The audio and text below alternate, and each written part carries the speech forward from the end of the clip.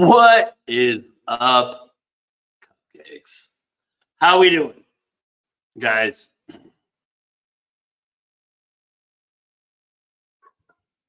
This hard time between my readers and nothing.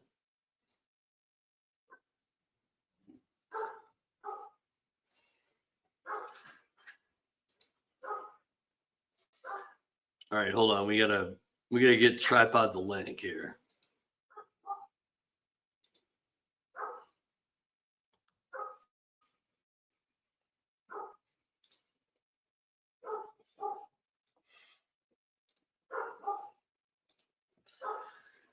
All right, guys.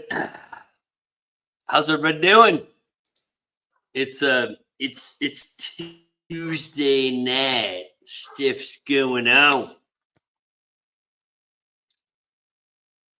I want to get some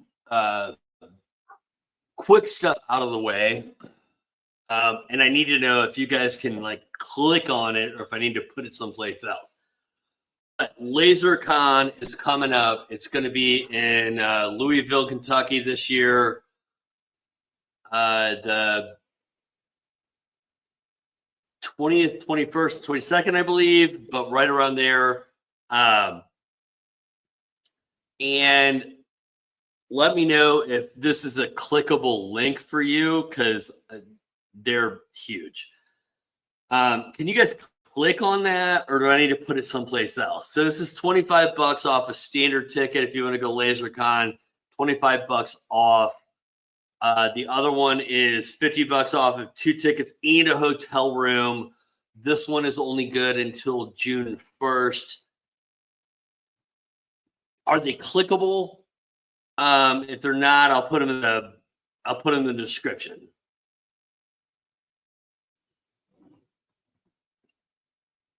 And then we'll bring tripod on. We'll bring John on. Is that clickable when I put it up there on the screen? I don't think it is. Put it in chat. All right. Let me drop this in here real quick. Just because if you guys want to go, you should go. You should absolutely go. All right. Not referral link, just here.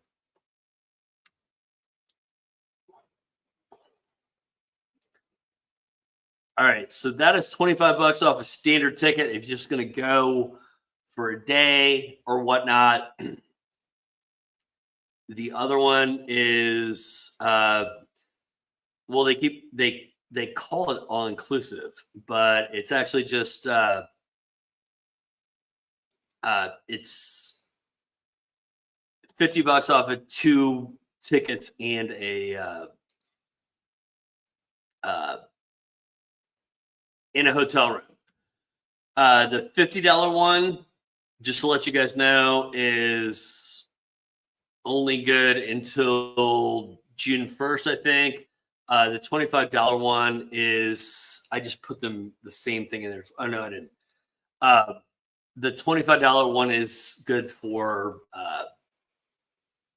I think, up until the event. All right. That being said, now we're going to bring John on. I think.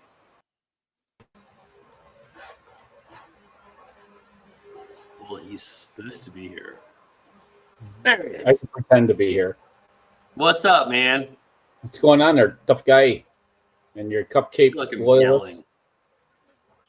No, like we're all good. How you doing? I'm just kicking it with the Q-tip. I don't know, whatever. I got 2 doggies down to my left here, so. But I have my brother's dogs here right now, so I have 4 dogs. So if you hear them, they may come in, they may do whatever. Yeah, daughter will be home shortly, so they're gonna run off and bark at the door. So, what's up, Mr. Wilson? How you doing, David? Hop to it. Yep.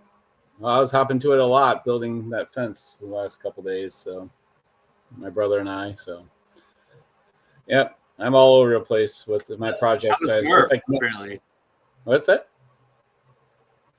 Well, Jerry said, "How's Murph?" Or Armor? Murph, good. you call it. Yeah, right there is not a laser printer. That's an enclosed con marker laser right there. Brought that with Mopa 60. I was the only one with the laser. So it was a lot of people that were very interested. Where's Murph? It's in Denver. Is it always in Denver? It's in Loveland, Colorado. Okay. Well, okay. I'm sorry. It's yeah, in Colorado. it's about an hour away from Denver. So yeah. When I looked into it, I was going to have to fly into Denver, I think, and then drive out there. we drove 14 hours. So yeah, we don't know if we'll be going again after. I mean, it is a good time, but it's just a grueling drive. So yeah, it's like so out in the middle of nowhere, right? Oh yeah. I mean, it's such a boring drive too. It's nothing but straight roads. So yeah. This makes you wish that you had like a self-driving car at that point. But yeah, cruise control was my friend. But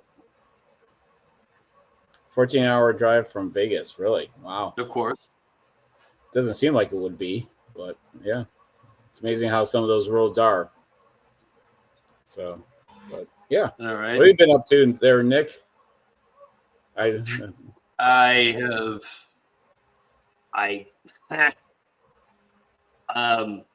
House stuff actually.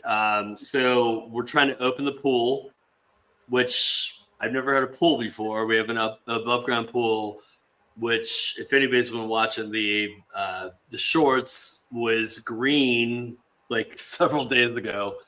I've treated it. It is now clear, kind of, but it's my understanding is I need to like measure out the chemicals and get it like to be fancy clear. So you shocked the hell out of it. Well, yeah, no, I 100% did. So the thing was, we had to put a new pool liner in. Had a guy come out, put the pool liner in. My neighbor was like, "Whatever you do not open your pool for like another couple of weeks because we have a bunch of live oak trees and they drop these little." The helicopters? No, they're like he calls them gummy worms, but they just look like these green fluffy things. And he's like, they'll clog your filter and they'll kill it. But we'd already filled the pool, so we just let it sit there for like a week and a half, and it turned totally green. Yay! So we're working on it. It's getting there. Yeah, we had when our daughter wanted a pool, and we kept on saying no, just an above ground pool. No. I said, I'm not touching it. I'm not going to do anything with it. Don't talk to me about it. I'll fill it up with water, and that is it. And she's like, I'll take care of it. I'll guess what happened. Yeah. So the thing is, like when we moved into the house, there was an above ground pool that was here, but the people that lived here before didn't do anything with it. They like just let it sit there for the entire time they were here. So it was just disgusting. It was full of dirt and everything. And my idea was to put in like an in-ground pool, but I can't do that for a couple of years. The kids are just like hyped about this above ground pool. So I had a new liner put in, bought a new filter, all that stuff. So now I got to learn everything about a pool. Get your little testing sticks, get your pH levels all nice, No, I was like, 100%. I'm like, oh no. She's like, oh, I found one on Facebook Marketplace for like $160. I'm like, that's great. You know how much the water is going to cost? You know how much the chemicals are going to cost? And then the maintenance thereafter is going to cost? Yeah. That pool actually wound up, she set it up. Her and her friends set it up, but they didn't add any water to it. We went to regular Murph in Indiana, which is not that far from us. And then we get a picture. It blew over onto our fence. and bent poles. So then I had to go and find poles that were no longer for a pool that was manufactured anymore. So I had to find those on eBay. So yeah, that pool was, and then it killed all the grass underneath, and now we got creeping Charlies where the pool was. So I'm like, yeah, this is just amazing. And then I'm doing robotic lawn videos, where I just see my shitty lawn all the time and my shitty broken down fence, So it's like, man, tripod, what's going on? Your yard looks like crap. Yeah, well, when you have no neighbor and you live up a hill, we have nothing but wind 24/7. So, yep. So I gotta ask you about the lawnmower. Oh, those things are amazing. Because, I just watched a video and you were like, "Hey, listen, it does it does its thing. It just goes back and it recharges," which sounds to me like a robo vacuum, right? Yeah, it's like a Roomba. It's maintenance all the time, so it goes out. So here's my question. So my brother, so I live on an acre of land. I don't ever want to have a robot vacuum or mower, because I really like the 45 minutes that I get to spend on my riding mower. That's the way I used to be. I would have a beer on the side and I just put in my headphones and I chilled. It was great. Why not? Yep. My question is, my brother has just bought a house that's on 4.5, 5 acres. The front, where the I guess the quote unquote livable area, I shouldn't say livable. The back part is for horses, right? The front, I would say 2 acres, is it's grass, but it is it's got serious grades, right? I was looking at that and I'm like, I don't know how much I want to do this on a riding mower. Do you think the robo mower would it be all good on that? Well, so a lot of them could do the 30% grade or whatever they call it. The Momotion can, and the Yarbo is just super heavy. When you add an attachment on there, it's over 200 pounds. The Momotion's maybe about 35, 40 pounds. It's actually, the Momotion is very efficient at getting around corners and stuff. It turns on a dime. It's Omni wheels in the front, and it's 4-wheel drive. The Yarbo is a complete and total beast of its own. I have a thing that I always say is that usually you have a 3 or 4-1 machine that does one thing good, and the rest are off the side. Well, it does about everything the same. It's just the turning radius is not the greatest, because when you add the attachment to the front, it becomes really long. So, and you just got to take that into account. But so the attachment to the front is the mower, right? Yeah, the mower, the snow thrower. So the Yarbo is right behind me, right there. Yeah. So, I saw it. I didn't realize, at first I didn't realize you were doing the same. Reviewing the same machine. Yeah. Because I saw the snowblower one, and then I saw the lawnmower one. Yeah, it's real. Yeah. And it's $1,000. People are like, well, it's $1,000 a module. Well, you know what? That's actually not a bad price, considering that you could get real nice self-propelled, especially if it's a battery one.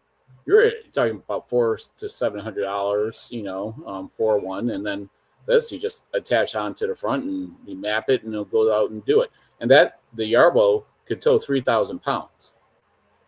That's crazy, dude. Yeah, it's really. That's nuts. The only problem is that I wanted to tow something, but the hitch height is the receiver height is too low, and it'll drag the trailer. So I can't. I wanted to tow a trailer, one of my trailers, but I need to come up with something where, and then you got to make sure you have no tongue weight. So you want I'm sorry, tongue weight. So when you're right, yeah. So but otherwise it's going to tip the machine up.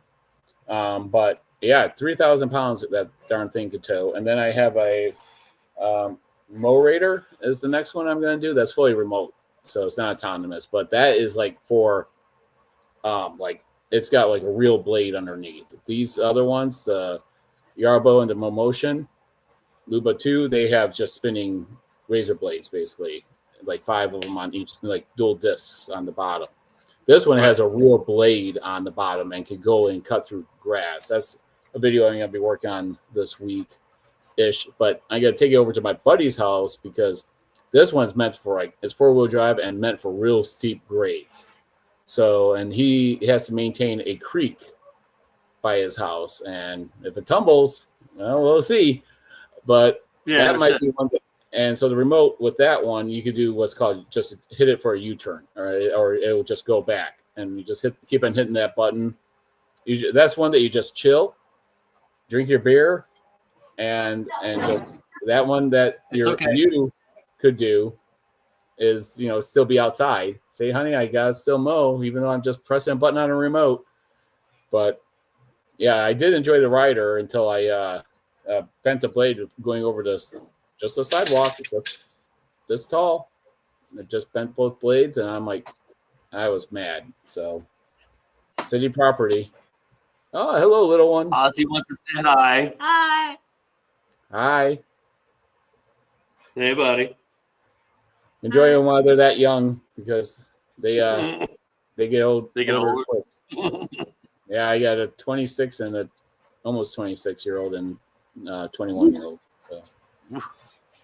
Yep, almost empty nesters here. But yeah, it's I'm so we Nick and I have talked in the past how our channels have pivoted, 100%. and it's like we started out with a goal in mind, and then all of a sudden, like my second video was a 3D printer, unboxing, and then I became a 3D printing channel, which was not the direction I wanted to go, but the technology kept me going because I was always interested, and now it's like. I'm going to do that fence video because it's something that's interested to me, and it's taking a lot of my time. So, but my channel is meant to be a one-legged guy inspiring other handicapped people to get off their asses and do stuff with their lives or people that just don't want to get off their ass, right? Yeah, like, know what I mean? Like, if you can do it and I got 2 legs, I can do it. Yeah, Seriously. My neighbor paid the utmost compliment to me today. He's like, so his son-in-law came over with the kid, and it's like, your neighbor is nuts. He's on one leg doing all this crap all the time, getting on ladders and everything. Is there nothing that guy won't do? I said, well, there's nothing I won't do to save money. That's the thing. That fence, they wanted to quote me for, was about close to 80 feet run. They wanted to charge me $9,500 for it. The materials was about from Home Depot, not from a supplier that they can get it for probably cheaper. For steel posts, Home Depot was like $1,600 in materials. So I'm like, I'm all for paying labor. Don't get me wrong, but seeing that much, and they could knock it and get done in probably a half a day. To be honest, I mean, that's a short run for someone that with their expertise versus, I'm going to waste 3 or 4 days of my time and my brother and a future son-in-law, their time to help me, and a neighbor that I always say hi to. He offered to come by to save myself, $8,500. So, I mean, that's the mode I'm in. It's like, I don't mind, like, when there's things I can't fix on the truck, or I just don't want to, or something else that I just don't want to do. Like, I hate changing toilets, but if I have to do it, I'll do it. Toilets is where I like plumbing in general. Oh, I hate plumbing. I'm great at solder. I can 100% do it. I don't like to have to like sit there and check for the leaks and all that stuff. And I normally I don't have all the fun gear, right? Like, I'm doing it with the stuff that may or may not work. Oh, plumbing. and then when there's a project, it gives me an excuse to buy the tool for the project. So don't mind renting. Like I'll rent a Bobcat and stuff, but when we move, when we have land, I will buy those machines. But I don't have the space for it, so it doesn't make sense for the landscaping machines like that. But a post hammer, it's $350 a Beaver. I'm like, okay, I'll buy that. And then I bought myself a cordless nail gun, a framing gun. I don't have one, so now I have an excuse to have one. Yeah. So the price went up, but it was tools that I could use for future things now. So that's the way I look at it. I'm like, did I'm building a chicken coop and a chicken run. The size of this thing has gotten away from me. It is. I'm building a fucking building. Is what I'm doing. I was gonna say I'm building a very large shed. I thought you were gonna say a fortress. Well, I was gonna say like a compound, like it's or a prison. So it's gonna be like, right, because that's what it's gonna look like. The thing is, I'm sitting here on SketchUp, and I'm building it out, and I'm like, I'm not building a coop anymore because I'm building a chicken coop for 25 chickens. Yeah. I'm building a large building for them. Yeah. And so it's gotten to the point where I'm like, oh, like this is, I'm like, can I rent so I don't have a framing nailer. I started looking into renting a framing nailer, and for the length of time that I will probably need the framing nailer, I might as well buy one. That was my thing. I'm not professional, so my tools are Ryobi. I know yours. I've seen your videos on preferred brands. So, but again, I'll call myself all day, not professional. I'm a weekend warrior, and those tools to me, especially like their drills, 100%. are if I drop it, I have my nice Makita set. That's my in-house tool set because I only got one nice set of it. So I baby those.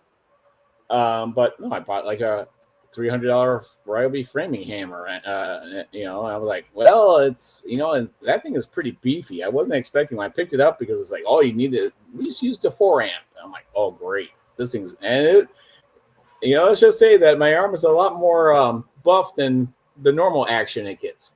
So wait, we're using a cordless one, like a battery operated one. Yeah, so those things are beefy. So my thought was like, I don't even want to look at battery operated ones because it's a framing nailer. I was like I have a pancake compressor. Yeah, and it was like, well, and I can't really care. Yeah. Oh, and the thing is, like, pneumatic tools are kind of going really down in price right now because everything is cordless now. But I'm like, I think I might want to buy a pneumatic one just because I feel like I love cordless shit. Don't get me wrong, but there's some things that I feel like I like. Not that I don't have enough power. I don't have enough power for long enough. Well, like I'll get like an angle grinder and stuff like that.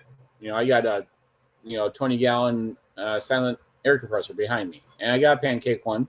So that's why I run the Arcdroid plasma cutter off of. So, but yeah, I mean it's. So I'm looking at I would, and that's where the Yarbo would come in handy. I would just like throw the pancake compressor in there, put in the wheelbarrow, and it could tow the wheelbarrow and all that. Right. So I was going to do that kind of fun video, but everyone showed up and it was like, I'm on their time now, right? So when you have friends and family over to help, it's like, well, can you hold on so I get my camera equipment set up so I can do this, that, or the other? And it's like, no, I just did time lapses. And people are going to yell at me, the experts on you're doing it wrong type of thing. And, whatever. It's not your house, not your fence. So So I can tell you this, with the fence that we 16, 17 years ago, our rear fence blew down. Okay. And I said, you know what? I'm like, those posts that all snapped. It folded. So it was like, just like lean, folded, like 2 posts were left, and it was just all folded down. So I called around and I said, you know what? I'm new to all this stuff. Didn't have a fence before. I'm like, is there any other thing than a wood post? And they're like, oh yeah, we got steel. I'm like, I want steel. So oh, it will last forever. That's what they said. I want a cedar. Everything else cedar. I was like, okay. That time that was a $2,700 fence for almost the same run. Well, maybe a little bit shorter. 2/3 of the size. Inflation is a wonderful thing. So, I talked to my brother. He's a general contractor, and I'm telling him that I think I'm going to go with the steel post system. And he's like, oh, really? And he never really heard about it. He's traditional, 4x4 in concrete, dig out the hole, put your old school, baby. Yep, get it in place. Maybe if you do it in the morning, you can start doing your stringers by, lunch, or start it late afternoon, right? If you're lucky. And I said, well, I had kind of this theory going on. I watched SWI on YouTube. They're a fencing company down in Florida. Watched a ton of their videos. And I was thinking that, okay, if I was to do it myself, I was like, okay, I would maybe post hole dig a little bit through, and then pound it in to set it, and then fill the rest up with concrete. And then I kept on watching more, and they were like, no, you just pound this freaking thing right in with a pole hammer, and you're done. And they do all the wind tests. They had like one of those swamp boats, with the big fan on the back, doing 70 miles an hour against the fence, and it's still standing. So I'm like, okay. And my brother, we got into a huge argument about it. So he hung up on me because I said, I'll just do it myself. And he's like, that's the way you are. I said, no, when you ask for help, a lot of times you're let down. So I've just learned to just do things myself. It's just the way it is. It's when you're relying on friends and family, you're either late, or they do show up, or they don't show up. So it's one of those 3 things. And a lot of times people are mostly unreliable when you're doing projects. Oh, 100%. Yeah. So I just say the truth. So he hung up on me. I don't rely on anybody for if you show up, great. Yeah. So I get all the materials. He's here, and we're looking at the back fence, and we take one of the boards off. I said, it's a ProMaster post. It's the same brand that I got at Home Depot. And we look down, not in concrete, and we're like, it's just as sturdy as the ones that we're putting in. 16 years later, my cedar is starting to come apart a little bit, but those posts are just as good as when they were first put in. And he was like, wow. I'm like, yeah. I said, why do everyone? A lot of people are stuck with traditional methods, but that wasn't this was 16 years ago. I asked for it. I didn't know what I was getting. I never went back and looked. All I know is that fence it's weathered, but it's still standing strong. And the village side, they own one side of the fence. That thing is they're just replaced one panel at a time. Well, now they have a 60-foot run. And I looked at the parking lot side. It's all the stringers are just rotted. I'm like, no, we need to call them and tell them to replace the whole thing. So of course. But yeah, I was ready to do it myself, and now we got into argument because he's telling me how he wants to sandwich something, a 2x4, because the post, when you do it for a gate, it's a certain method to do it, and he's trying to explain it in his way, and I'm trying to visualize, and when I visualize, I talk. And he's like, you need to stop talking over me, and hangs up on me. I'm like, whatever. I'm just figuring out. Like that's I back engineer a lot of stuff. I posted a thing the other day where I'm like, I like to take stuff apart because I like to understand how it works. I had to put a new belt on my treadmill, and I've done that before with other treadmills I've had. To take the what do you think wears out the most on a treadmill? You had the belt, maybe. Right? You would think if you were going to make a treadmill, you would make it easy to take the belt off. I had to take the whole back enclosure off, the front motor enclosure, like both sides off. I'm like 87, 88 bolts and screws into it. And I'm like, there's one thing that wears out on treadmill, it's the belt. Why wouldn't you make this easy to take off? I don't understand. Take it, 2 bolts on, a couple bolts, the arms going up to the control panel, and then, Right. Then 2 bolts on the sides to hold, and then you just remove the side plate, slide off the belt, slide the new belt on, and maybe there's a tensioner like the Yarbo has, like almost like Real Farm equipment. It has a tensioner thing that you because it has a tread, right? Yeah, so and then it stretches out your tread. So and Right. that maybe the treadmills have that. I don't know, but No, it's 100% a treadmill. Like it literally has a think of a tank tread, really. Yeah. Like it's got a roller on the front, roller on the back. The belt goes in between those, and then in order to get it tight, you tension in between them. Yeah. So it's the same thing on that Yarbo. Same thing as a tensioner right in line. So you got a deck in between those that make sure that you're not like when you're running on it, you don't fall to the ground, right? But the thing is, I'm like, any other treadmill I've ever had to do this to, which is 2 different brands. So I'm like, I'm not like the expert, but I probably have replaced more belts on treadmills than most of the people that are here right now. Most of the time, you take the front belt off, you take the back belt off, and you have a pretty good access to the deck. This thing, okay, so this is a commercial treadmill from Nordic Track. You have to lift it up, you have to unscrew these, and then you have to put it back down, unscrew these, and then you have to go up to the front and do this and do this. And I'm like, and some of them, they're like you have to undo a bolt, but you have to get under the treadmill at the same point in time to hold the nut, which I'm fine with, except at the front of the treadmill, I got little baby hands. I couldn't get my fingers in there to hold this stupid, to get in there enough with a wrench to hold the nut.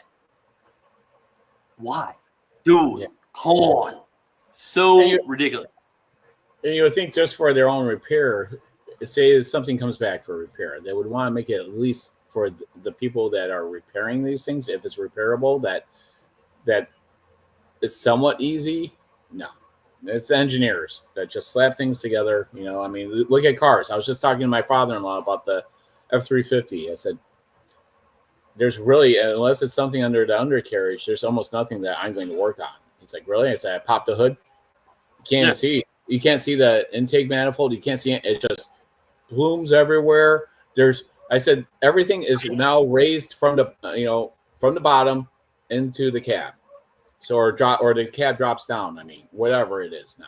So you can't get to when I was a kid, I just remember you used to be able to open the hood of a car and sit inside and see everything. Yeah. So a buddy of mine had like a really old Jeep CJ7 or CJ5, which the funny thing is, whenever he would work on it, he would sit on the fender. His legs would be inside the engine. straddling the side, like around the exhaust. Because there was nothing else in there. And think about me. I'm like fit perfectly in there. I only have one leg to worry about. But I just remember, so I used to work on my own cars. I still do a little bit, but not nearly as much. When I was in high school, I had to, right? Yeah. I bought a Toyota Camry way back in the day. something went wrong with it. I opened the hood and the engine was in sideways, and I was like, I don't know what I'm doing. Like, what is going on? How dare you? Why is it like this? Insane. Yeah, I like wrenching on almost anything, and that's the thing. It's actually one of my, and that's where when me and you talked, it's like, I like doing review videos for technology. You know, now I get like, oh man, just like 2 days ago, I get probably your inbox is the same, where it's just flooded, and it's like, no. And it's like now I'm a lot more picky on what I pick, because it's like I see videos like the brake rotor video is always done well. It's just a constant watch because it's something that people could go back to. Review videos aren't like that. You know, I see a drop off within a month, you know, if I'm lucky. 100%. Yeah. And it's like, I would rather have something where people could come back to, you know, like my 10 upgrades for my F-150 when I had it. That and the brake, I'm like, the brake rotor video was one that I winged. I had it outside. It took me longer to get the tools out to do it than to film it and to upload it. Edit and upload. 6-minute video has done so well compared to almost anything else, you know, with my retention and everything. And I get so many thank yous for it. So okay, so here, okay, so we're getting into the nuts and bolts of what we wanted to talk about. Yeah, you like how I pivoted it for us? Yeah. Say what? I say you like how I pivoted. No, I appreciate it because I have a list of other shit I was going to talk about, but I want to talk about this. All right, everybody that's here knows that we make money from making videos, right? Like, let's just start there. How much money did that video make you? Oh, so you know what? Let's be brutally honest. So you don't have to give me a dollar amount, but you know what I mean? I'll share everything. I don't care. I'm fully transparent. So let me go on to my dashboard. Brake rotor video.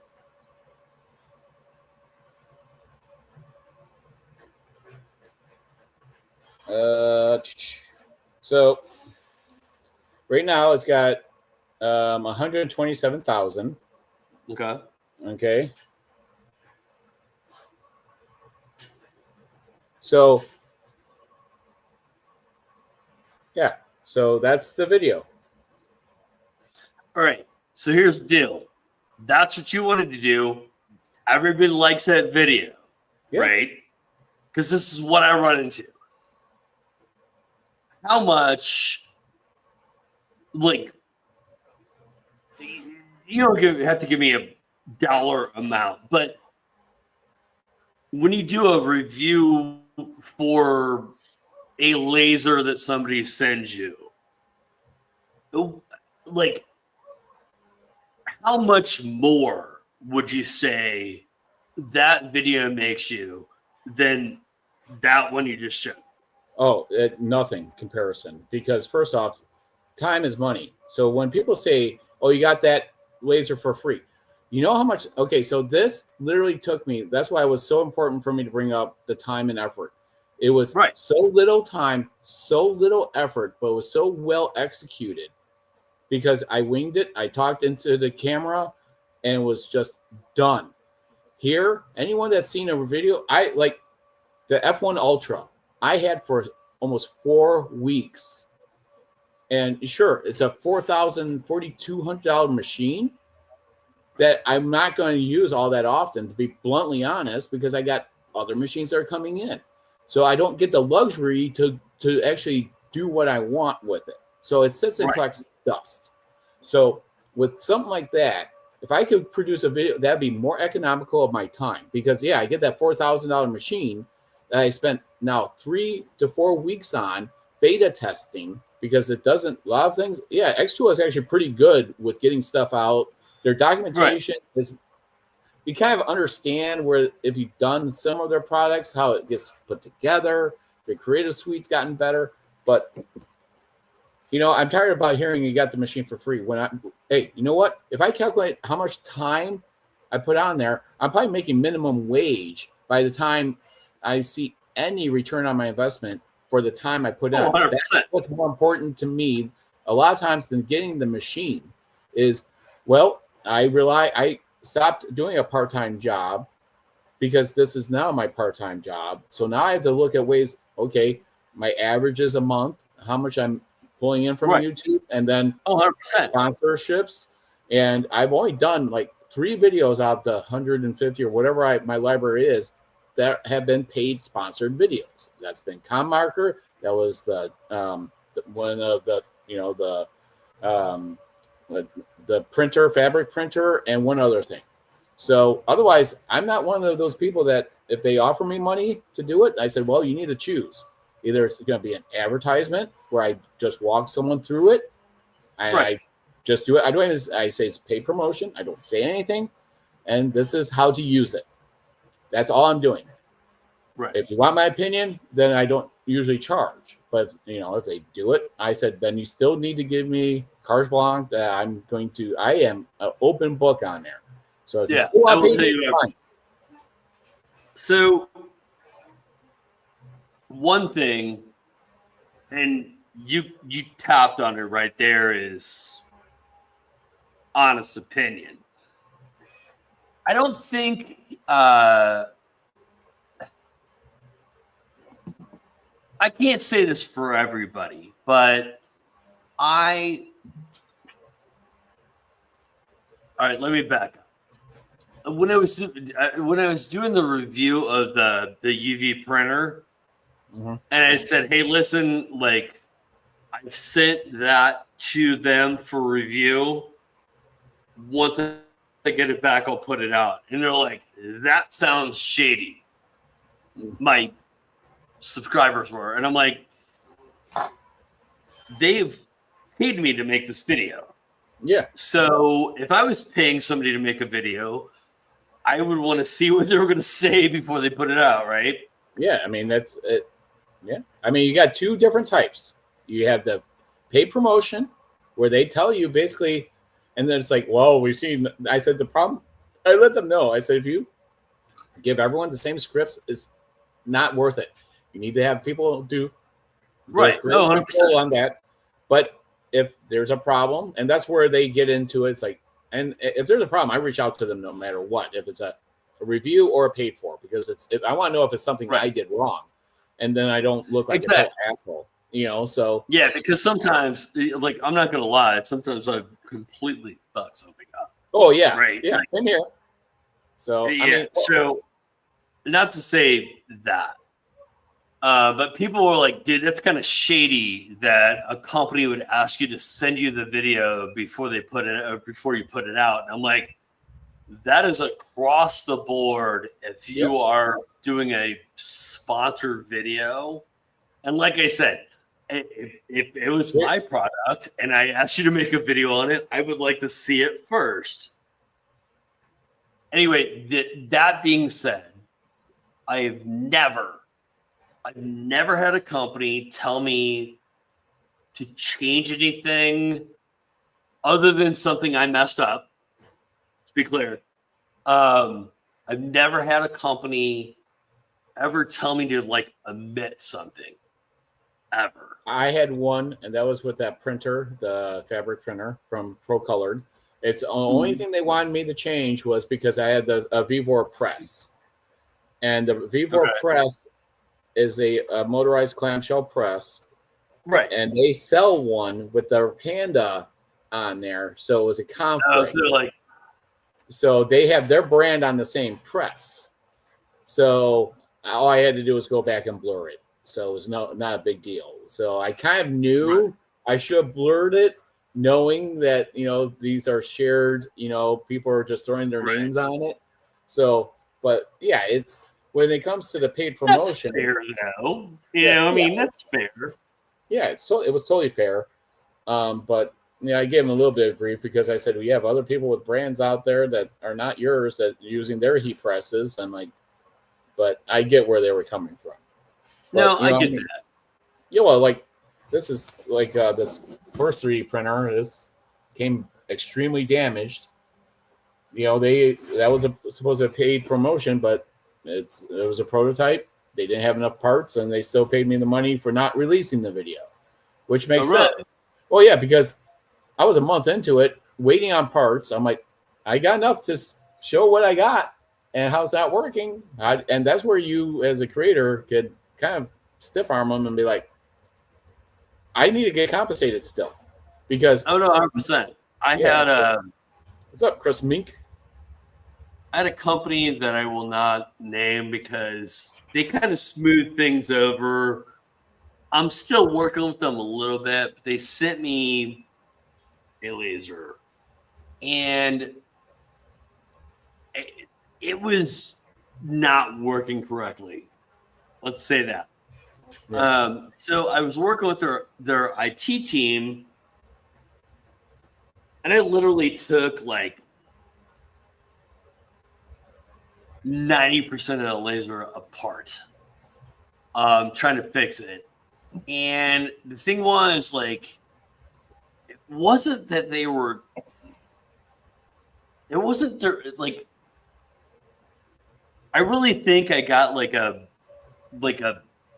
shitty, not like tested laser type thing, because I had so many issues with it. But the problem I was having was with their IT or their people that, you know, like normally when you're beta testing something, you talk to their guys that are like, they're engineering.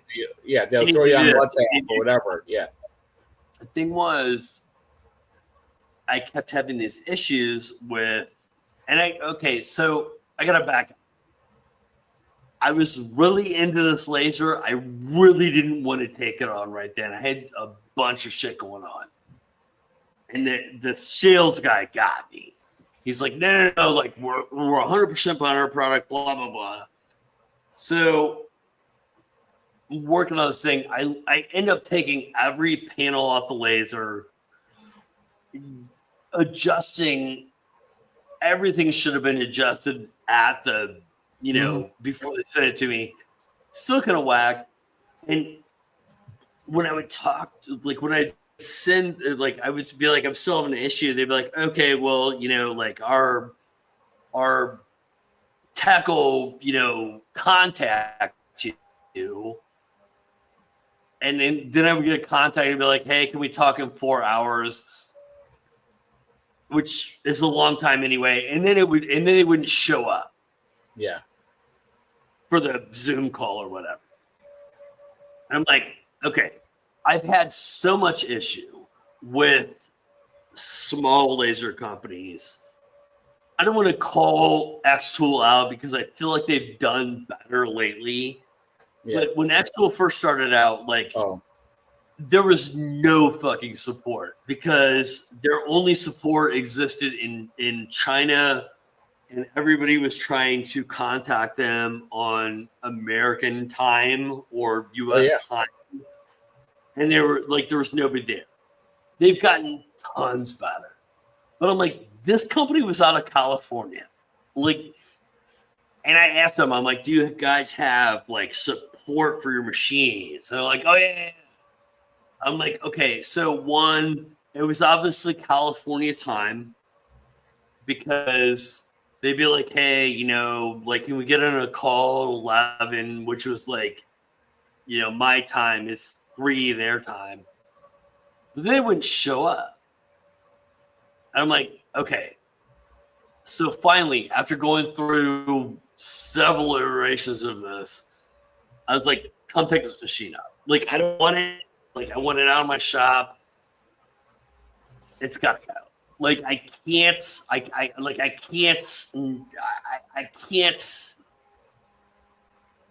endorse a product that has this kind of shitty. I'll throw a company under the bus right now, but I can because of 2 things. Well, first, one thing is they sent me prototypes. So it was a longer nano. It was just a small little galvo, motorized Z. Right. I was like, oh, you throw a motorized Z in this little galvo. Okay, so you got the 2, 5, and 10 watt. They sent me the 10 watt. start putting it together. I it's like I plugged in the gavel and I see a spark going from jumping from the Z onto there. I'm like, oh, that's interesting. And the motor didn't have enough. The stepper motor didn't have enough power to move it up and down. I'm like, okay. So they're like looking at, they're telling me to take off, the panel for the buttons, make sure they work, all this, all this stuff. And I'm like, dude, I'm telling you, this thing is not. And I said, and it only had G code. They said, oh yeah, it could work with Lightburn. No, it's only G code. Sending it through G code through the gavel. Right. It's not full gavel support on Lightburn. And it's like, we create an X tool when they have their software works great with their machines. These companies that are trying to catch up, they're junk software. So the software wasn't working right. Gavel, with what's known for is your outlines. So you could see the part. See your outline. It's like right. When you don't have full gavel support on Lightburn, it's just a slow trace. And I'm like, this is just awful. So I'm like, I said, this thing is shocking. And the Z doesn't work right. I understand you don't have full gavel support on Lightburn. Whatever, it is what it is. And so after dealing with China Time on WhatsApp, they sent me another one. Same thing. And this was supposed to be a paid promotional video. I said, right. They're like, I said, I got enough to at least do a video short of it working. But otherwise, I can't do a full video for you. Said either you pay me now or I will do a full video review of it. And they're like, okay, so we'll just buy you out. That's fine. I said, at least they compensated me for the time. Again, it was 2 prototypes, and that's the risk. And that's why I want to kind of pivot to where my channel was supposed to go. And with those videos that do well, that people could come back to. I think, I really dig these remote control lawnmowers, and then it's pretty cool. I was like, I was kind of fascinated. I was like, I'd seen your, like, the snowblower one, and I was like, it didn't snow that much here, whatever. But I was like, oh, I'm sorry, like, autonomous mower? Yeah. And it also has like the attachment that does the side things. I was into it. Yeah. But that being said, and what you just said, is that where you want to go? Yeah, but see, and that's something I can use, and it could actually help me. Like, it could follow me around towing something, and it's totally useful for when I saw the first generation Yarbo come out. I'm like, if you ever need a one-legged guy to review this thing, and this thing looked like a battle tank at the time. It was so cool to see the evolution of how they've engineered it over the last 3 years. It looks totally different. It's nice to see an evolution of product and where the customers have input. And they, that's one thing, like with G-Wick for their new 6-in-1 laser compared to X-Tool, they are listening. You go onto their Facebook group for the new G-Wick 6-in-1 laser. Mm-hmm. It's an expensive machine. And at first I thought I went to review, and I was like, I don't know how to adjust a garage for something like that, but it'd be amazing to have. But they were saying they would send me to a demo room. I'm like, I don't know. X-Tool flopped on that. So I bluntly say that, because the creators got no time with the machines, they only had a few hours, and then they had to wait in line to do their stuff. It was no. Well, they're like, watch what it does, and then go away. Yeah, I'm like, that's, they offered me to do a demo room because I still have a lot of their products. I don't know. I'm on the fence with that one. I don't mind people coming to my garage to, I would get paid to help them with their product or for them to see the product before they buy it. It's actually not a bad deal. So, but with G-Wick, they're answering all the questions because they are an industrial laser company first. They're going towards the consumer and prosumer market now.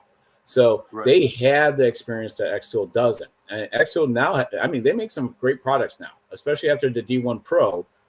They've evolved their product line heavily, 100%. And they made it a lot better. But G-Wick is way ahead of them. Way ahead of them. Let me ask you this.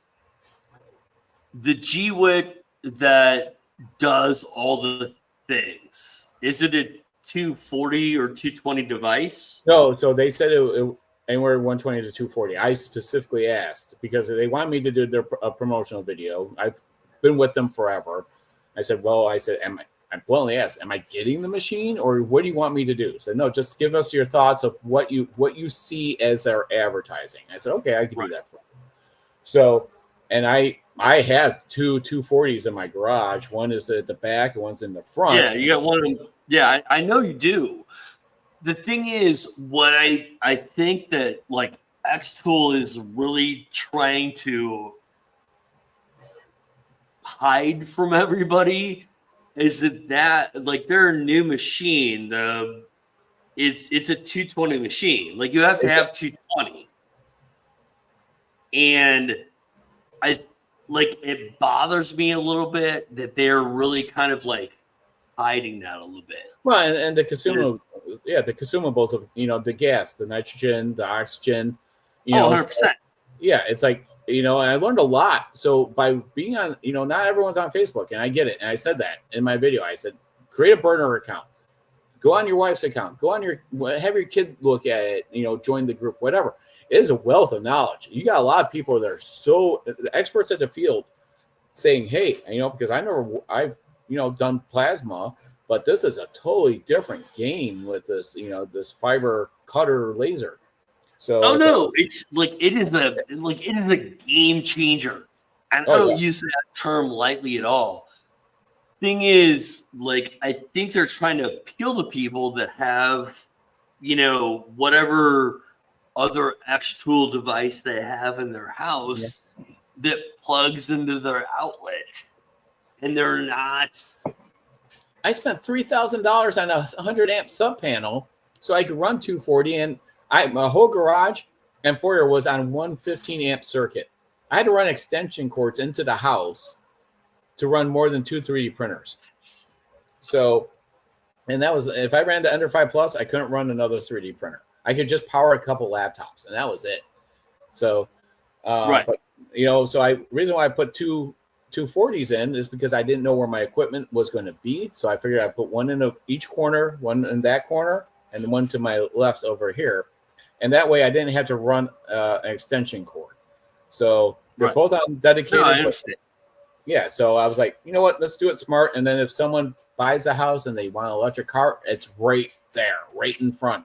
Perfect selling point. So 100%. So yeah, when it comes to that, I was happy to do the video for them because it was a good way for me to learn the technology and see what, they even said how long a 40-liter tank will last. It'll last up to 60 minutes if you're doing like a 5mm cut, continuously. So how long. Which is kind of interesting because most people that are going to buy that machine that haven't had any welding or any plasma experience in the past would have no idea. Yeah, right? Yeah. I mean, and then there was I had no idea what a scroll compressor was. So I learned a lot. Like, wow, these things are stupid expensive, but it will save you in gas in the long run. And then replacing it, and that's good for basically only doing steel, because it's amazing what the argon and the nitrogen will do to do a nice clean cut. So I'm going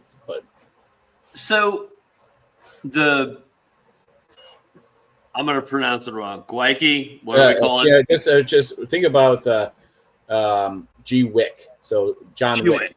Okay. So just put a G Wick instead of John Wick.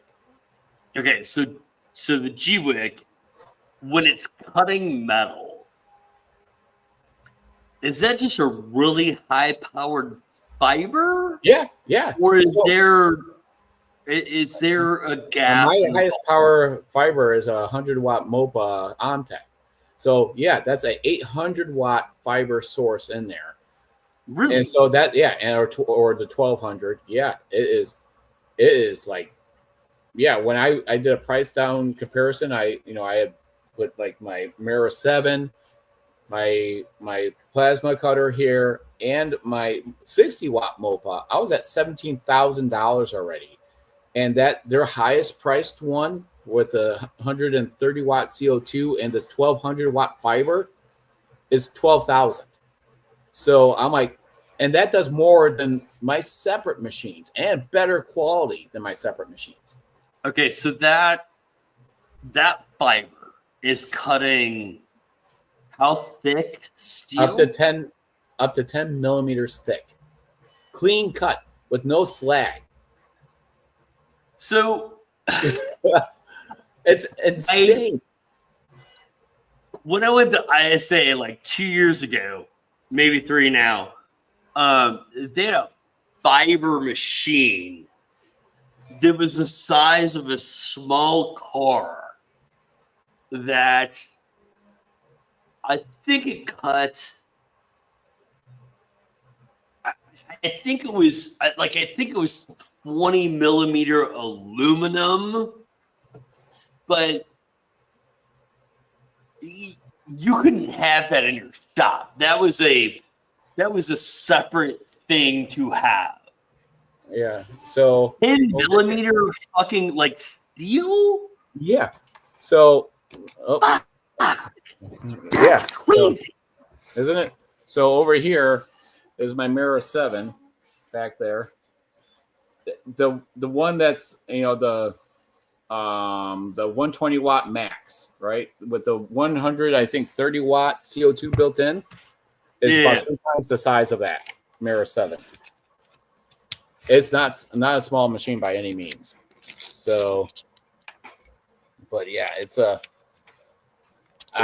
but I was like, honey, I don't know if they're sending me this. And she's like, and she asked the size, and I said, watch promotional video. And she's like, oh my God. I'm like, well, that, my fiber laser row right here will be taken down. This is a project I'm working on. Ignore that. Make sure I have 3D printed parts and CNC'd metal. Sponsored by PCB Way. So that would be gone. She's like, really? I said, well, it takes a place of all those machines. She's like, really? Right. I said, yeah. I said, well, and then you got big scroll compressor. That's usually has, so that scroll compressor would have built-in refrigerant and filters on it for your moisture and oils. So I have my compressor already has a separate unit, but I wouldn't trust that to go through there. So I could trust it going through a plasma because it's kind of dirty already. But I mean, it's good enough for the plasma, but I would not trust it on a $13,000 machine to filter the moisture and oil. So, but yeah, it's I'm thoroughly.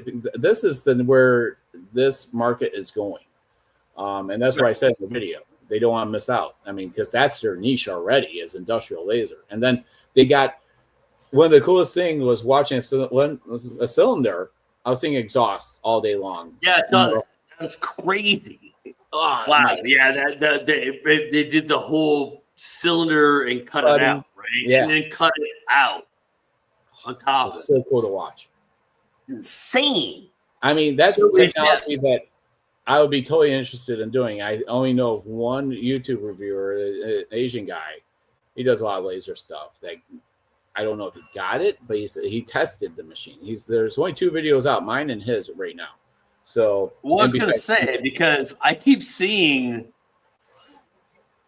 the things on like Instagram and stuff were like become a tester, and I'm like, I don't. Well, there's only a little bit. Yeah, there was. They did it. I think it's already done now. I don't know how many there were given out, but like I said, I've been a partner for them for a while. When they reached out to me, I was like, am I really getting this? I was very skeptical, and good thing I was on the skeptical side because I would have been led to disappointment, right? If I was thinking that I was getting it, but because it's like I really don't want to organize the garage again. But for that, I would. It's a big machine, man. Oh, so I mean, so don't get me wrong, I wouldn't mind having one, but like that's a big machine. Picture the laser that you have, but fully enclosed. The one that that I forget the brand. The one the AP, the AP is enormous. Okay, so it's that. Just picture it, waist high, chest high, fully enclosed all the way down. huge, so huge. I was That's dumb. the biggest model, though. So I was talking to AP recently, and so they are releasing like a CO2 and fiber machine that basically runs like it runs the same it runs the same galvo, or not the galvo, but it runs the same deal with both, and it just switches mirrors because it's supposed to be like a little bit more cost effective. But so their biggest one now is 36. Let's see, 3648. So 36 inches by 48, which is huge anyway. Mine is 24. Or I'm sorry, 40 by 24. They have a 62 by 48. I think It's almost the size of a sheet goods, almost. Well, I think that's kind of the point. But the thing is, that's a car in your garage. Yeah. That's well, when we move, so here's the deal. When we move, the wife said where are you she moving? wants to be able to park in her garage. I said, you know what that means? She's like, yes, you have to have an outbuilding. I said, yeah, with the car lift, a 4-post car lift, because I don't trust this 2-post car lift. Right. I'm going to drag my handicap under a lift. It's going to have 4 posts. It's going to have more legs than me with the tripod. So, right. So the funny thing is, when we moved here from Houston, my big thing was I was looking for a shop that was on the property, because I've always worked out of the garage. I always want to be present for my children. So when I started looking at shop space outside of there, it just didn't make sense. It was like I would rather have more land and build a shop on the land. Yeah, right? And if the steel buildings are still relatively inexpensive, and that's what I would go for. If it's not there, I just want to make sure I have the land and power where I can run power easily. That I at least a 200 amp service to the house. 100%. So, and then that I could run to the shop, so off the main building, or where I could run a separate, maybe have a separate power bill, whatever it is, to the shop. So, however they want to do it for the electric company out there. But yeah, I said I want to have it separate regardless. So, are you so are you thinking like country around where you are, or are you looking at? No, I'm in Illinois with the land of rust and corruption. I want out of here so bad. So where are you looking? I guess. Kentucky, Tennessee, where I don't mind the seasons as long as it's not too snowy. I don't want to spend the last third of my life worrying about snow anymore. I'm just effing tired of dealing with that bullshit every year. So what is so funny about you saying that is, okay, so I grew up in St. Louis. My wife grew up in Kansas City. We went to college in Springfield, Missouri. And when we met, we're like, out. Do not want to be here anymore. Like, I don't want to ever deal with snow again. Mm-hmm. We moved to Phoenix, lived there for a little bit. We moved to Houston. We lived there for a very long time. Houston is relentlessly hot all the time. Yeah. Back sweat, as I call it. It's awful. It's humid and hot. Oh, no, 100%. We got to a point where we kind of just didn't want to live in Texas anymore. Texas politics get a little crazy. Started looking around. Her folks live in Missouri. Started looking back here and moved back to Missouri, and I didn't realize how much I miss this. Yeah. Like, don't get me wrong, I hate snow. I do not want to snowball show. I don't want to drive in it. I don't really care if people think it's pretty, I will slap it in the face. But you know what I missed with seasons? What? Seasons. Oh yeah, so that's what I was saying. It's like I don't mind a nice brisk morning, or even if it's a dusting, or even it could be an inch of snow, but it's melted within a day or two. Right. That's fine. I'm absolutely 100% fine with that, because I could be like, honey, I'm not going out. She's like, she'll be fine. And and then with her, she would like to see the mountains and stuff. She totally loves it, and I'm like, she's like, how many acres? I'm like 2 to 5. I'm one of those. I'm like, I like neighbors, but I don't want to see them. I'll be like, oh, get the binoculars out. Oh, is that Joe? Yeah. Okay. He's home. Okay. He's all good. And then she's like looking at property like 10, 15 acres. I'm like, whoa, wait a minute. I said, if we're going over that, we have to have a groomed area. I said, because I'm not going to spend my whole last third of my life grooming everything. And I don't want anything where there's a forest fire to be that close to the house where our house catches.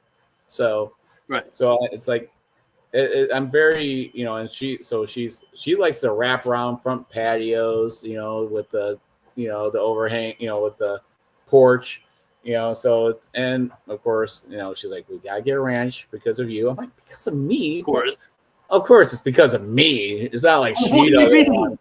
What do you mean we have to have all sorts of land? See, my wife was like, oh, we have to have all sorts of land because I want chickens. That was the big thing. And then what are you going to do with all the eggs, man? I mean, I'm telling you, it's like you're going to try to give them away, or they're going to rot. You're going to have to throw them out, Oh, my God. Yeah, I mean, you can. But I'm a chicken murderer already. Might as well. Yeah, you can eat them. Forget about that. But no, it's like, so when I was working on like the fence and stuff, I'm like pivoting back to where I got the tools. I was like, that's future stuff that I'm thinking about. It's like, putting these posts in are a lot easier. If I wanted to do, the wife wanted a garden, I could just go ahead and I'll take out the post hole hammer, hold on to it, drive in these posts so easily. Right. So done. Easy to do a chain link fence around, and it would look really nice. We could decorate it however she wants. You can have one up in 2 hours and ready.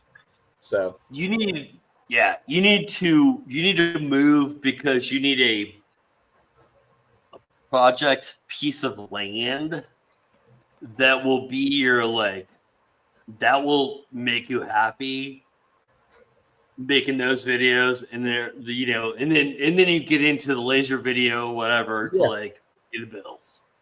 Right? Well, and I think that me and you have so much in common. Our channels were not supposed to be where they pivoted. Oh, 100% not.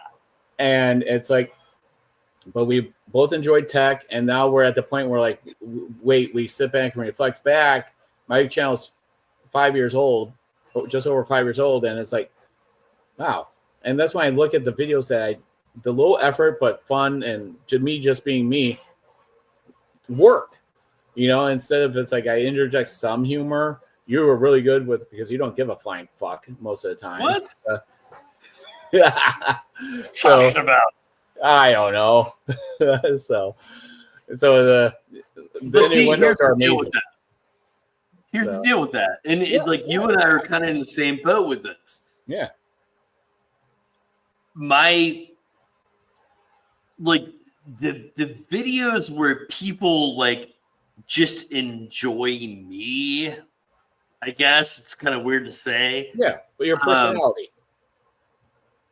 Those build viewers.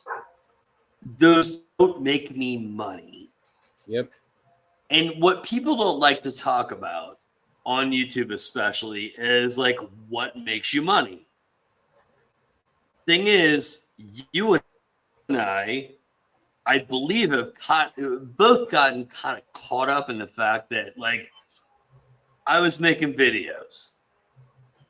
I started to get popular with the videos I was making, but I was gaining subscribers.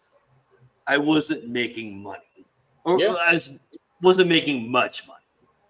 All of a sudden, somebody came to me and gave me a product and asked me to promote it, and I liked it because I like new shit. Yeah. And so I promoted it, and then all of a sudden I started getting like a bunch of money from promoting that product. Then I got a little lost in the fact that like everybody wanted to give me products, and I was trying to promote them all, and I'm trying to be fair about all of it. But then I got to a point where I was like, this channel was never about like promoting products. Yeah. You know, I mean, like, and it was really hard for me to like push 90% of my affiliate people away and just say, no, I want to do what I want. I've always told people I can build you a much better YouTube channel than I have because I do what I want. I don't want to deal with your bullshit guidelines, whatever. Yeah. But you know what? Like, when you do that and you also say no to like everybody that wants to send you a new trinket, it's hard. Like, it's super hard. It's hard to build it. And it's, I want to say yes. I work a full-time job that's 60 plus hours a week. And then I do this at one time. So when I was doing when my channel was in its early stages, I was working that 60 plus hour a week job, doing Uber on the weekends of up to 24 hours, 12 hours each day on the weekend, and YouTube. So doing the grind heavily. I've always had a part-time job, so I am a total douchebag when it comes to people not getting up off their asses and going to work. I'm a one-legged guy loading luggage for passengers in an Uber. It's like, and I see people begging on this corner with able-bodied people, and I'm the ultimate, like, get what? No, you're not getting any money from me. I'm working 3 things here, and my wife's working 3 jobs. No, get off your fucking ass and do something. So 100%. And so then I was like, okay, this YouTube thing is starting to gain a little momentum. I only want a certain amount each month. And I don't do, like I said, I've only done 3 promotional videos. So most of the time it's just a review and out the door, type of thing. Right. Don't ever feel guilty about selling something. So because I've given away more than what I've ever received, ever sold. I've sold a few things, but if you have a product, especially where you're not getting a return on investment on that YouTube video, and that you literally have spent weeks and filming and doing everything, and video is giving you $100, and you have a $4,000 machine sitting there, you need to recoup your costs. Yeah, especially if you're not going to use it for anything. Sell to someone for literally half that price. Get your earnings back, because that's the way I kind of look at it now. Is I never did that before. I gave away everything, but now when it's like, wait a minute, I spent literally 60, 70, 80 hours on this. I've only made like $150 off the YouTube revenue for the life of that video. Right. And I'm not using that product because I literally don't have the space for it. You sell it to someone for a dirt cheap price where they can use it and they're happy knowing that they got a fantastic product for dirt cheap. So later, hobby guy. Oh, I was like, wait, you leaving? Yeah. I don't feel guilty anymore selling anything. I pivoted that way a year ago because I'm like, there are contract obligations that I fulfill. 6, like X2O is one of them, and they want you to hold on to the machine, right, for X period of time, which is fine. A lot of their machines aren't that big. I said no to their CO2 because it was too much room. A lot of times you can create some more content off of it. And sometimes they'll give you some money to do it. And it's like, if you need part of my time, then you got to pay, because otherwise I'm off to the next thing. So, right. 100%. Yeah. I just, man, I don't know, man. I feel like I shouldn't say this because I feel like everybody wants to do their own thing. I've always wanted to kind of make art. I'm not a fine woodworker. I'm not that kind of guy. I just want to burn shit and make it look cool. Yeah. And that was what got my viewership up.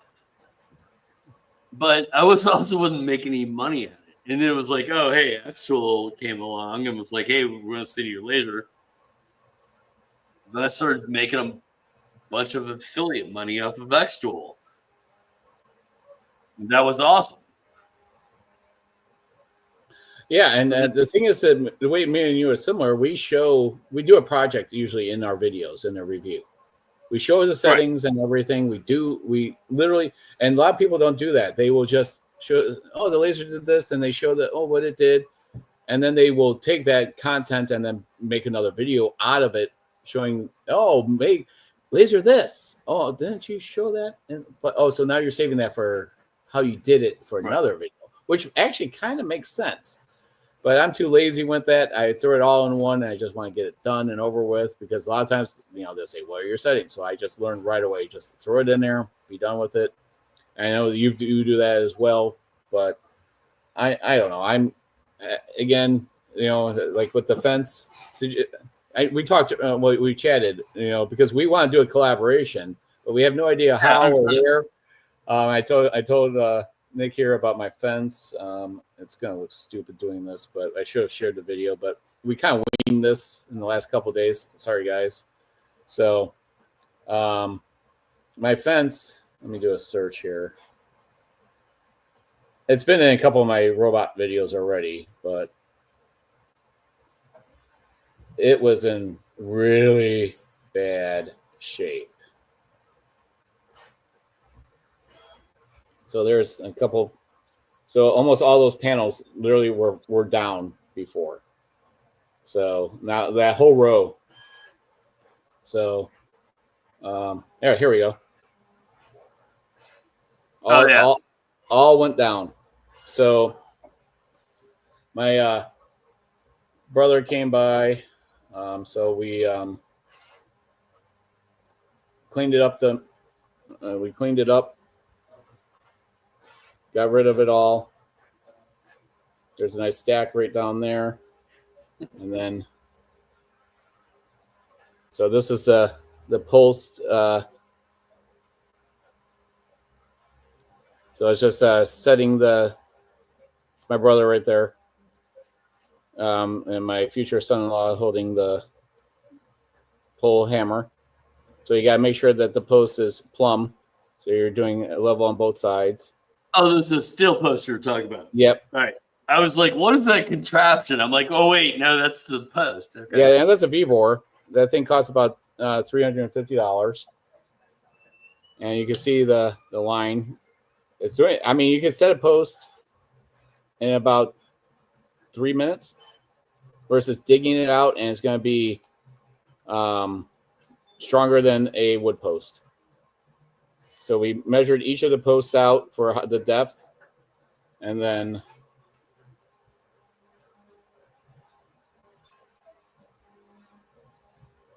we only hit. Whoop. Oh shit! I'm trying to put you up there. Yeah, I got lost. Yeah. Well, don't worry about it. We got it. I don't know how this works. And so everyone's going on a little break here. And then, so my brother's gonna run the string, and then let's see. Oh, yep, that's my new smoker that I'm testing out there. Finally getting to use for. Oh wait, talk to me about the smoker, man. What is that? So that's a Z grill I got from the wife and kids for Christmas. So that's where you get a new grill for 50 years for every 5 years. All right, talk to me about that because Yeah, I'm serious. I saw that and I'm like, is it a scam or no, is it's not a it scam. brilliant? It's Well, I real. mean, no, I mean, I know, like I believe what they're saying, but I'm like, is it a scam or is it brilliant? Yeah, so you could actually redeem it early, and you pay like X amount of dollars, but Yeah, it's like every 5 $100 if years, you do it early. yeah, you just pay the shipping, and then either you could gift out your current one, you can even send that to someone else every 5 years. So you gotta get a Have certain you level of. So that was like have you $700 one. have you smoked anything like kind of serious on it, like a Well, I did pork butt ribs on or there, but the problem was is like the see-through window for the. So we're doing the fence, and right? I told okay I told my daughter to set a timer every 30 minutes. I want you to spritz it with apple juice, the ribs. She's like, okay, and she said the temperature dropped to 120. I'm like, oh, okay. I said check the pellets. She said they're still pellets. I said okay. I said, just bump up the temperature, see what happens. I'm off the deck, So Right. 10 minutes later, they said it went down. It's like, I don't know when this happened.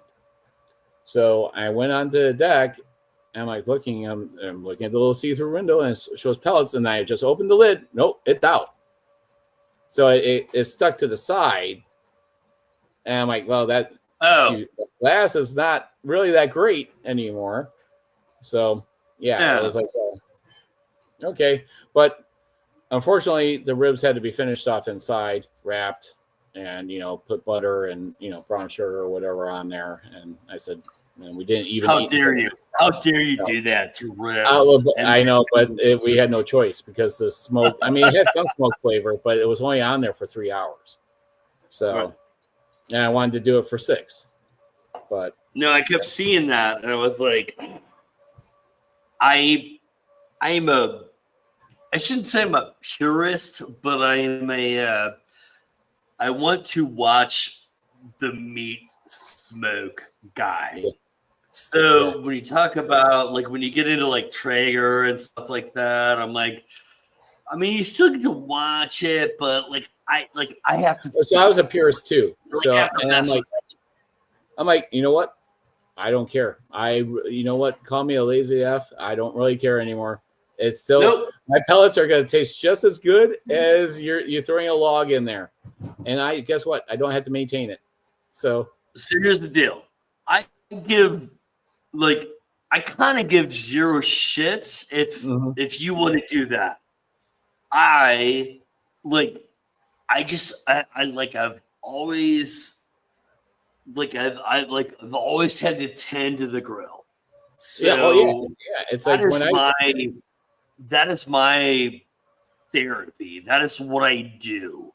Like I don't care if anybody else uses pellets. I don't think it's cheating. My brother has a Traeger and he uses pellets and he's like, oh yeah, that's great. I'm like, is it better than mine? He's like, well, it's comparable. I'm like, okay, we can fuck off.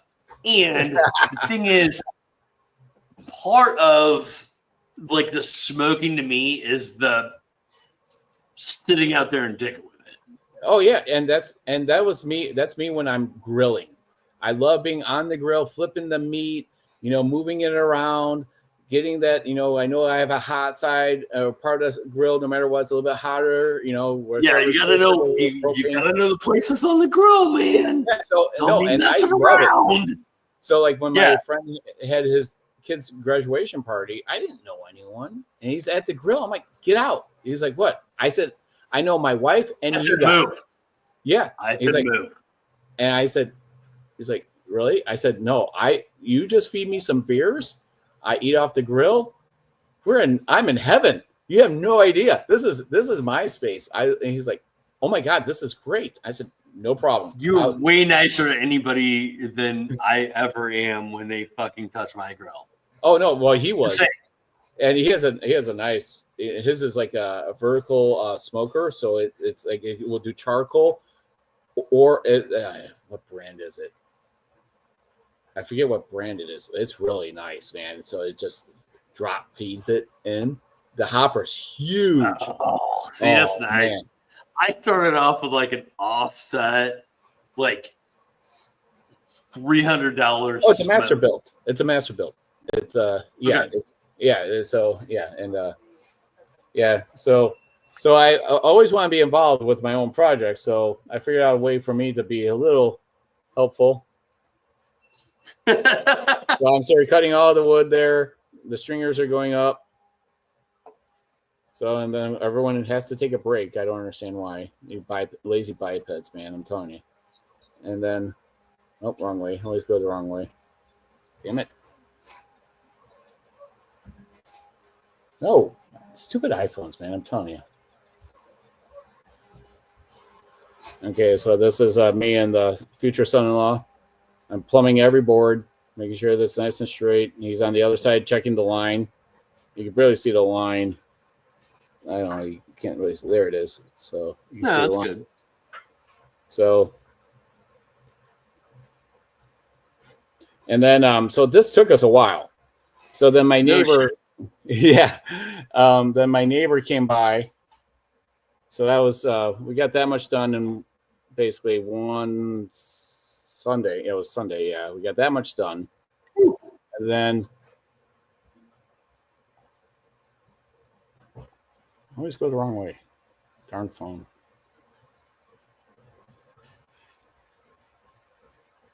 All right, so then my neighbor comes by, and we kicked ass on this one. We did this in 2 hours. So you shadow boxing that? Is that what it is? Yep. Okay.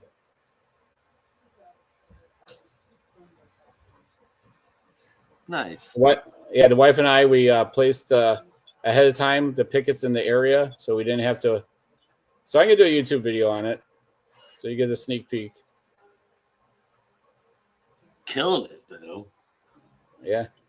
So, and that's when my neighbor's son-in-law came by. And he was like, "Man, so this is the father-in-law." And see now you can see. Like, oh hey, no, that's good.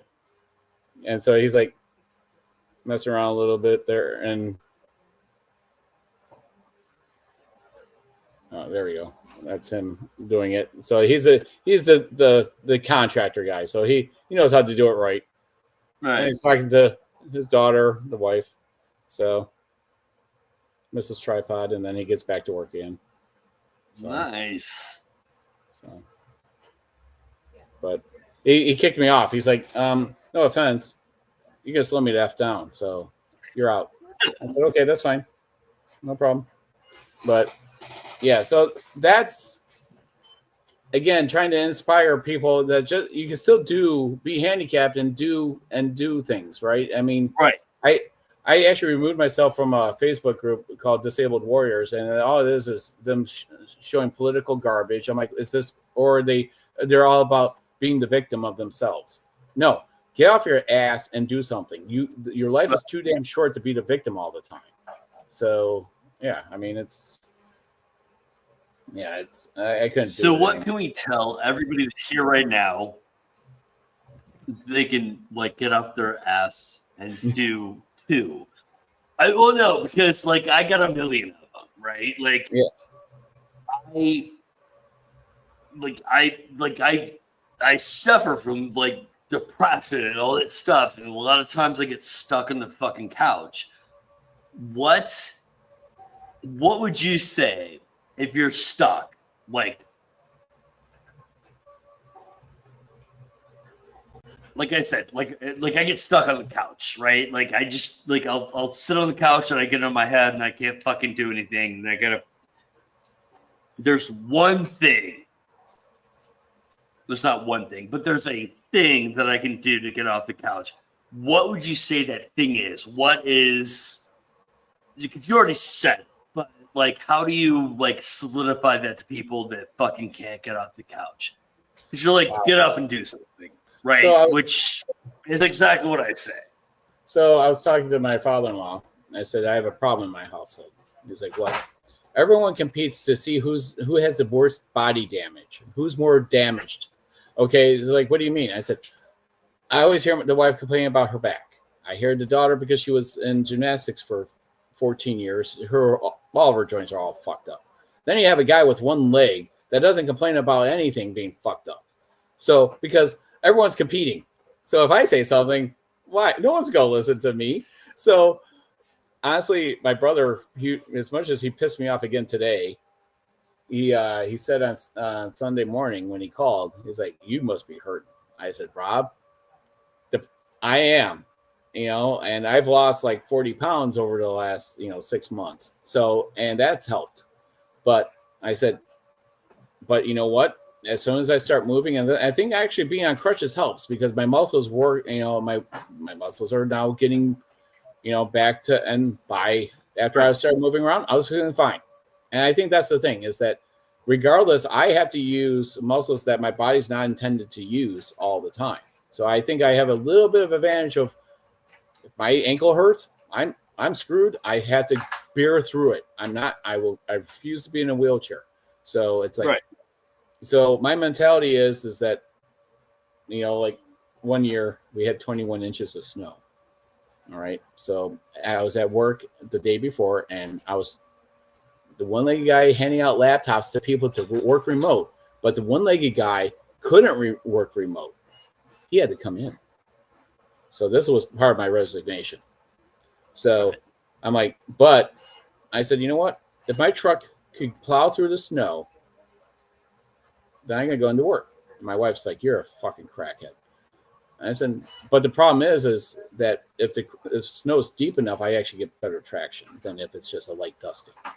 So, and I made it into work, So it was like, she's like, and she's all worried about my safety and stuff. But it was, I do my mental challenges once in a while. It's like, that's right. What got into the argument with my brother was like, Rob, then I'll just do it myself.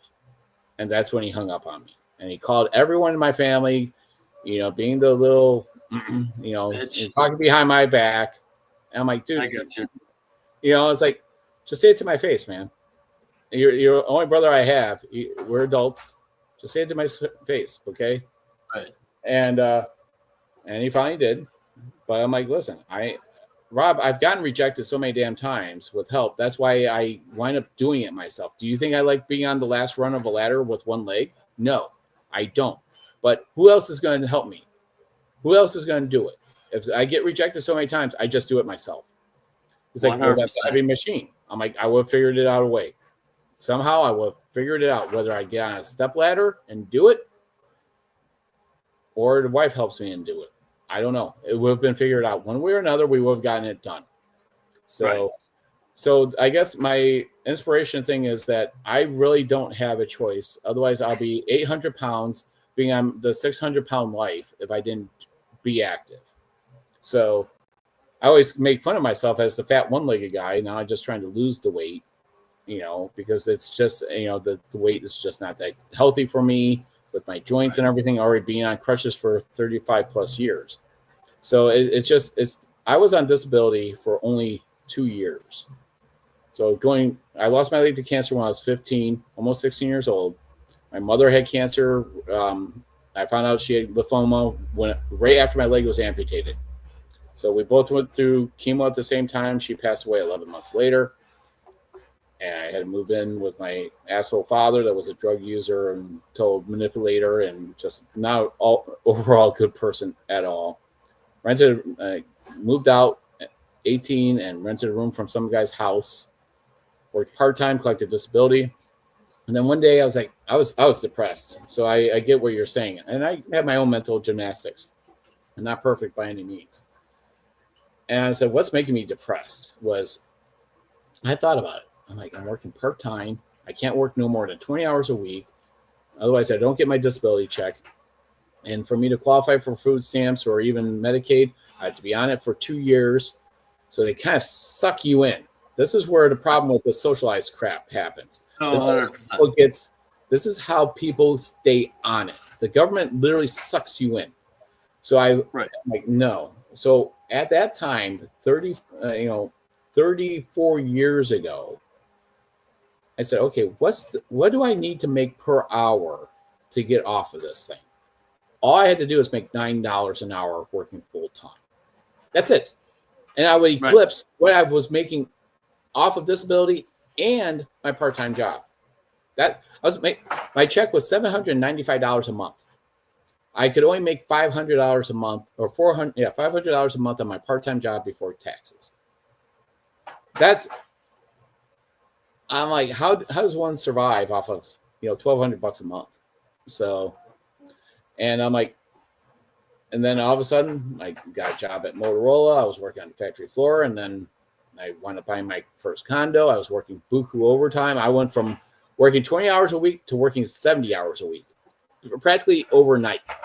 And then I was literally one of the happiest people because I was making my own money. I wasn't being a suck on the system, and that's where I was like, and then I was like, 100%. And I was like, this is where I'm my own worst enemy with my own community, is because I'm not with them. So when I don't even know when Disability Day Awareness Month, because I don't give a fuck. So, because I feel that. I feel that because people like, hey, when did you decide that you're a part of this community? And I'm like, I'm not. I have done my time. Yeah. My ending question to you, like before we cut this off, is okay. So I always say, get to work, because that's my motto. Like, if you're fucking off, get to work. Mm-hmm. If you don't think you've done enough today, get to work. What would your sending off just to anybody? It doesn't have to be. It has to be like to people that want to fucking do their job but have not quite gotten there yet. What would that be? Well, I always said that. I even said this to my neighbor. I'm a manager, right? I have employees, but I keep my personal beliefs away from what corporate beliefs are. Right. And so when I said, you heard me say it, here's another break. I'm my own worst enemy with that, because I am handicapped, and I told my future son-in-law, you will not want to work for me if I had a private business. He's like, why? I said, because I say that I am the minimum expectations of a fully able-bodied person. He's like, what do you mean? I said, you see this row here? I have my own goals. That row had to be done that night, period. I said, I am all gas, no brakes. I will not take a break unless I had to pee so damn hard. I'll go right around that fence, pee, and come right back. So my wife has to literally give me water, because she knows I won't even go for water.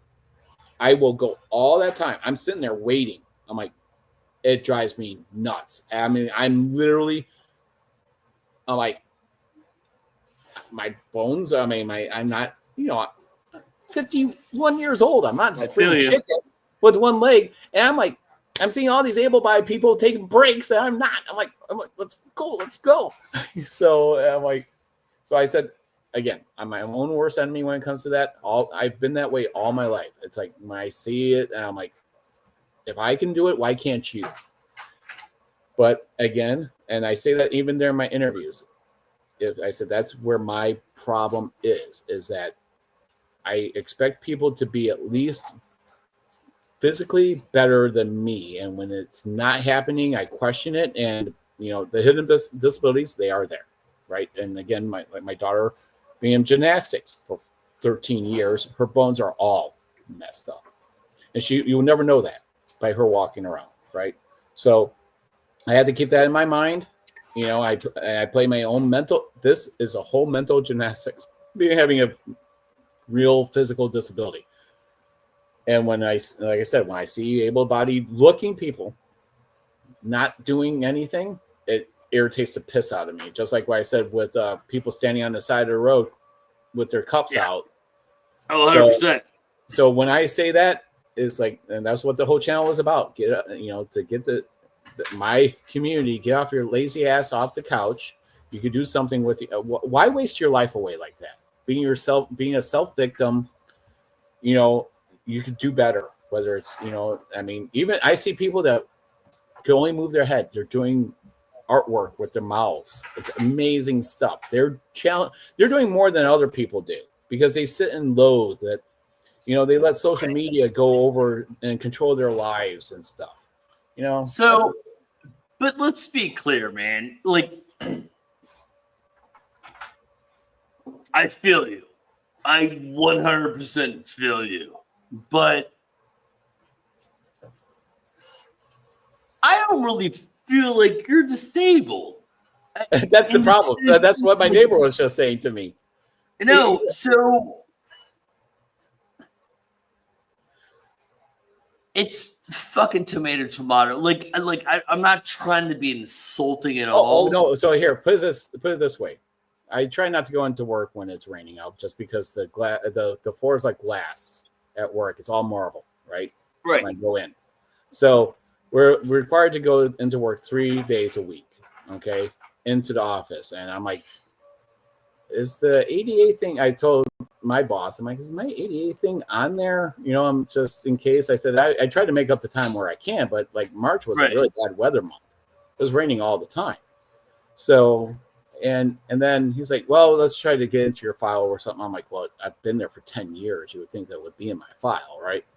So I'm just chit-chatting with the higher boss, just off to the side, and we're just shooting the shit. And he's like, I'm like, when I kind of briefly mentioned it, he's like, oh yeah, you got that tripod thing going here. We should think about that, because the perception is because I don't broadcast. Well, I do, but and so I think that's where you're kind of leaning, is that I don't act like it at all. I don't. So you know, yeah. So I feel like your channel vibe is like, you know, lean into your disability, like do, which I get. But so my model is conquer your disability. Don't let your disability conquer you. So my tag is yeah. But see, so the thing is, like, and by the way, you can't offend me. Just spit it out however you can. I'm not trying to offend you. I'm trying to figure out how to put this in a constructive manner, because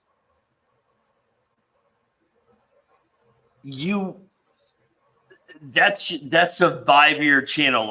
Like I understand what you're trying to do. And I'm like,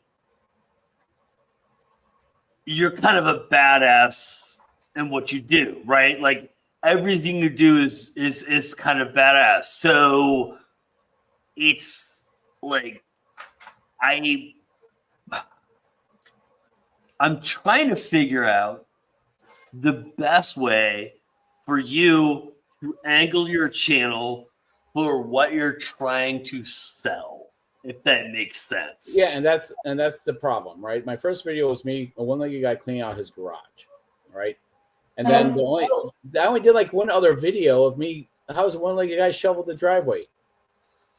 I mean, honestly, I haven't been on camera, because being on camera and talking, you do a really good job. It frustrates the shit out of me unless I wing it really quick. Because if I try to go on script, oh my God, I'm my own worst enemy. I F it up all the time. I hear my wife laughing in the other room because of all the retakes I do. So that's why I prefer the voiceovers, because I could just be me and I just talk. Just to be clear, what you see on camera and how many times I've taken, so you do it too? Oh yeah, 100%. But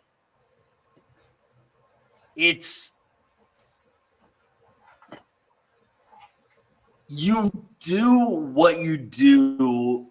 I'm not trying to stroke your ego or anything. I don't really care. But what you do is, like, you do it so well, and you're also trying to say conquer your disability, which, dude, with what you do, with the fact that you're missing a leg is great. And I still haven't found it, but actually, it's up there in the attic. We did find it. Actually, like I think one of my dogs buried it in the backyard. But no, the thing is, like, I don't know how to relay that to people that don't do it so well. Does that make sense? Yeah, it does. Because like I said, people talk about mental stability and stuff. You talk about it a lot. And 100%. And I'm as I tell people, I'm far from perfect. I have my mind goes a mile a second. My wife would say, "What are you thinking about?" Well, I said, "Well, I'm thinking about the mileage on the truck," and then I'm like, "Okay, I got to go into work in the morning," and then literally it's 5 topics in 100% 4 seconds. All the time. So and then I'm always playing mental gymnastics of how my brain's been wired so differently over the last 35 plus years on how I do things. I find different ways to try to get around. Like my neighbor was like, "Hey, if you need help moving the wood around, let me know." And I said, "Yeah, I'll let you know." And he's spying on me from his window, and I'm already starting to do it. So, to get it. No. Like, and so I'm like, and that's the thing is like, when I even with I got a new boss at work, I don't perceive myself as, we go around this huge warehouse. I'm on crutches. He doesn't, the thing is he sees me all the time and he doesn't even ask if I need a break. Right. I just go. And and that's the thing. It's a perception is that it changes. And it's nice that it changes because if I need help, I'll definitely ask. So, and I'm not ashamed to ask. And so I think that's where you're getting at is that where I make it look effortless. It's really not. And some things it is because I've adapted so well to it. So not by choice. But here's the deal, man. Like, all right. You and I are doing the same project. We have the same amount of skill or not skill. You make it look like it is as easy for you to do as me. But it takes me longer. So that's the problem. Right. But see, here's the thing. I don't see that. Like, I don't see that in your videos. And I think I'm a prick. I'm not trying to evaluate you or anything like that, but I think with what you're trying to portray to people as, hey, by the way, if you have a disability, like you'd still do this. Maybe there is some sort of like concept of time in there. Well, and that's the thing is like so like with the fence, right? Because I had help, I had to find my own way of being able to be useful, and that was kind of difficult to find my place, right? So my brother offered yesterday, said, "Hey, if you could convince my wife to come over and relax at your house because she has to do a 16-hour shift the next day, I would just me and your father-in-law could just knock it out all for you." And I'm like, I'm like, in reality, that's great, right? Absolutely amazing. But then I feel left out of my own project. So do I swallow my pride? Like, my daughter's boyfriend came over. I wanted to do a whole way, putting a floor console shifter in the F-150. He didn't know that I already had this. Right there. Fuck that guy. Okay, next. He jumped so far ahead of me, and I was like, I didn't tell him though I wanted to film it and me doing a lot of it. He is even worse than me. All gas, no brakes. He is like foot to the floor. He already had the seats out before I can turn around. And this is a guy back at the age of 22. So, and that was our first argument was like, oh, he was like wondering why I was like on top of it. I'm like, well, I was going to film it all. I get that. Yeah, and so it was like I'm my own worst enemy when it comes to that too. But yeah, things like doing all the slat wall that you see in the garage, I did like those makeover videos, and they're on Yeah, time, so you don't see how long it takes me to do it all. And it took 3 years for me to do this garage piecemeal here, there, and everywhere. And yeah, so yeah, like I feel like there's a time and a place for time lapse, yeah, but I feel like, and we should totally talk about this offline. We shouldn't be talking about this here, but I feel like maybe not so time lapse on when you're trying to like I think that get the people that are going to take longer to do it. And I think that's where it's like where people need to understand that my patience is extreme for myself. Because it's like I know how long something will take me versus someone else. Like my neighbor just picked up the boards and just walked them right over, and I'm like, right. And you know how I'll figure out a way. Like I would literally I would have taken them, I would have thrown them on the deck and then throw them on over to the other side. Instead of walking around the deck, I would have found a faster way for me to move those boards because all I had to do was get them onto the other side of the house. I would have just one board. So my brain would, if it was by myself, my wife still doesn't know how I do shit. Like move big pieces of furniture around the house. She has no clue. It's like, so she did catch me like unloading from the convention, the truck. So she's like, you already got the heavy shit out. How the hell did you do that? You know, so. Well, that just happened. Like it just fell off the truck.